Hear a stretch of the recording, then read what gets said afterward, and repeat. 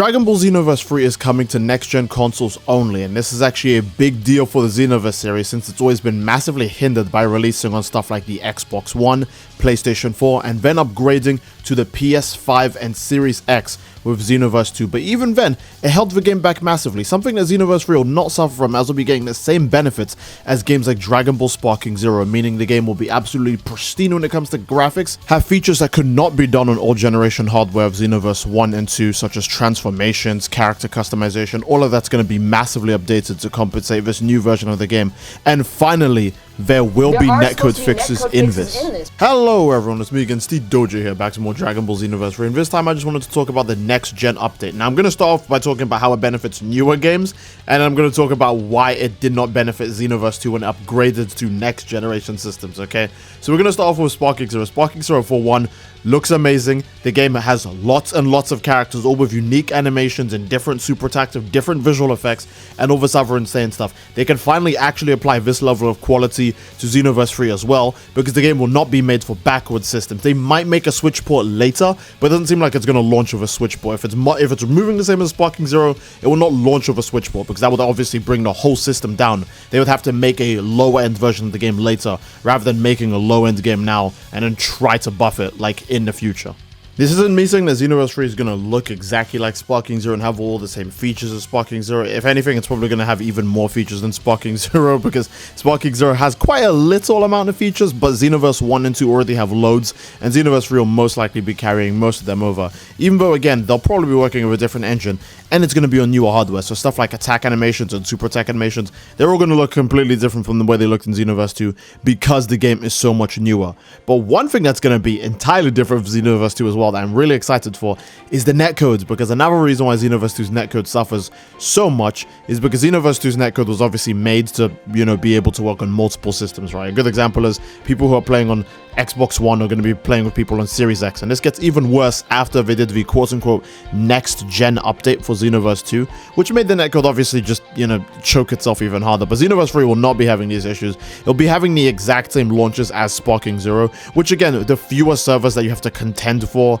and try to match people up against with across multiple platforms, the better. The game could also end up having crossplay too because of this new hardware, but I don't want to get into that right now. I think I'll probably save that for a separate video, because crossplay is a very contentious, very hard topic to talk about, because PlayStation and Xbox hate each other, so I'm gonna have to leave that for a whole separate video. I'm very sorry.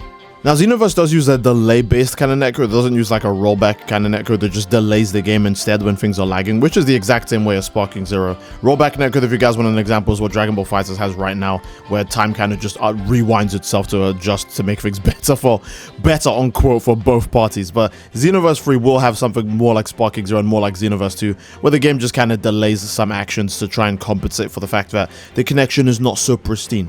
Unlike Xenoverse 2 though, Xenoverse 3 is not going to, again, be contending with older generation systems. They have an entirely different way of how the netcode sets up, from the console to the internet to the servers of the base of the game and all these other things. The way Sparking Zero looks, if you go on Sparking Zero and play it right now, Sparking Zero still has like way better netcode than Xenoverse 2, no matter what you even want to say about Sparking Zero. And that's just because the game just has, again, infinitely less system launches and way more effort and time put into this. Same time and effort that Xenoverse 3 has put into it. Sparking Zero took like, what, 5-6 years to develop? Xenoverse 3 is also taking 5-6 years to develop. Although development time isn't everything, because I want to remind you guys that a lot of the time spent on developing the game, they actually also already spent improving the base game of Xenoverse 2 with, again, Xenoverse 3 releases 10 years after Xenoverse 2, and that's because 6 years was spent developing the game and 4 years was spent mastering Xenoverse 2, and then they were like, okay, we now know entirely everything we can make the next game. So I always like to say 10 years anyways, because realistically they always knew they wanted to make a sequel game. Look at the way Xenoverse 2 ends. They always wanted to make a Xenoverse 3, come on. And even if you include Dragon Ball The Breakers, which I'm not going to go into again today, Dragon Ball The Breakers was supposed to be original Xenoverse 3. If you want to know more about it, literally just watch any video I've uploaded in like the last 2 weeks and you'll hear me say it again, alright? But the third game is obviously something that they've always wanted to put a lot of time and effort into. Like, they kind of are fully aware that everyone knows that Xenoverse 2 was made literally like a year and a half after the first game.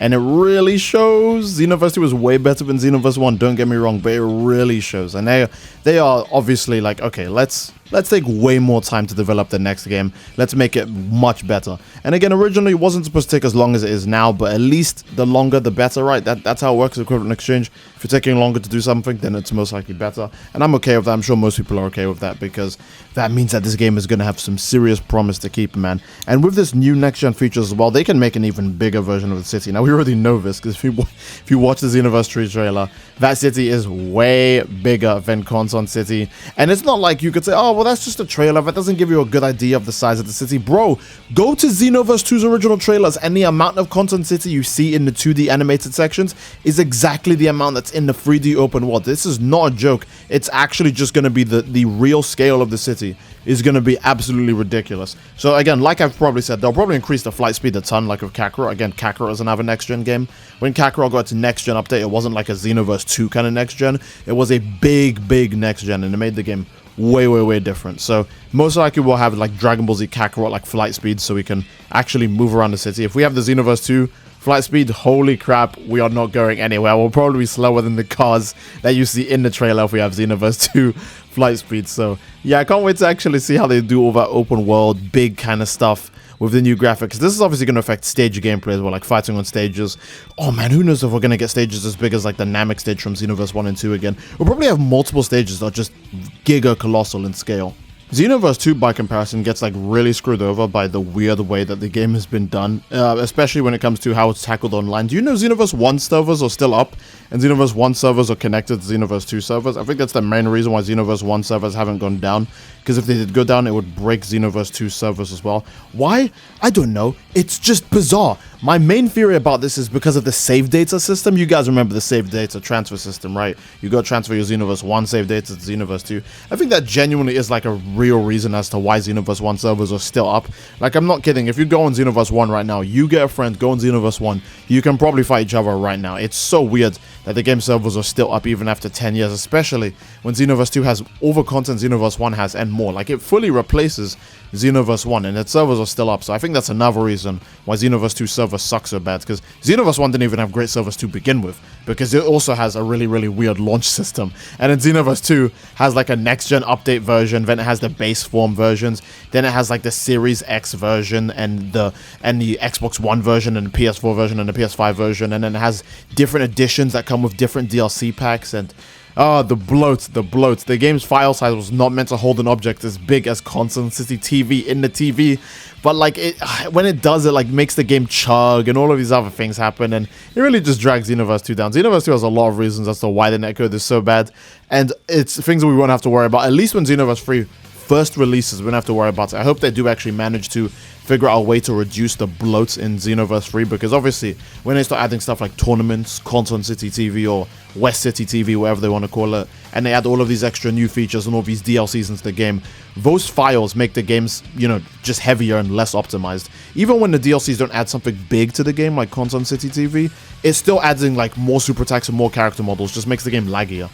People have been noticing this since the first ever DLC, so I really hope Xenoverse 3 doesn't suffer from that. But, I mean, they've got 10 years of experience. Hopefully they've figured that out, or they can figure a workaround to that, because that would suck if the game releases a really great connection and we just have to twiddle our thumbs knowing it's gonna just get bad the moment they start adding like big DLC.